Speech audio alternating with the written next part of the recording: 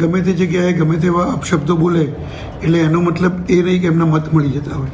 Public ભેગી 100% થતી હોય પણ મતમાં કન્વર્ટ ન થતી હોય.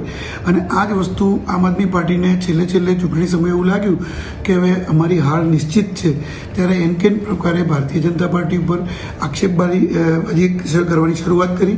અને બીજું, એવા વ્યક્તિ ત્યાંના ઉમેદવાર છે કે જે વ્યક્તિનું કોઈ વ્યક્તિત્વ જ નથી અથવા તો માનસિક વિકૃતિ ધરાવતા વ્યક્તિ છે. ગમે તે વખતે ગમે તે શબ્દો બોલવા, ગમે તે વ્યક્તિને ગમે તે વખતે ગમે તેવું વર્તન કરવું. ભૂતકાળમાં ગુજરાત રાજ્યના ગૃહમંત્રીને જૂતું મારી ચૂકેલા છે. આવા વ્યક્તિના નિવેદનો ઉપર ક્યારેય કોઈ ભરોસો ન રાખી શકાય. અને હાર ભાળે ત્યારે બધા નિવેદન વ્યક્તિ કરતા જ હોય છે. એમને તો ત્યાં સુધીના પણ નિવેદન કર્યા છે કે અમે જે યુસીસી છે એનો અમલ અમે સીધી સુધી વિસાવદરમાં નહીં થવા દઈએ.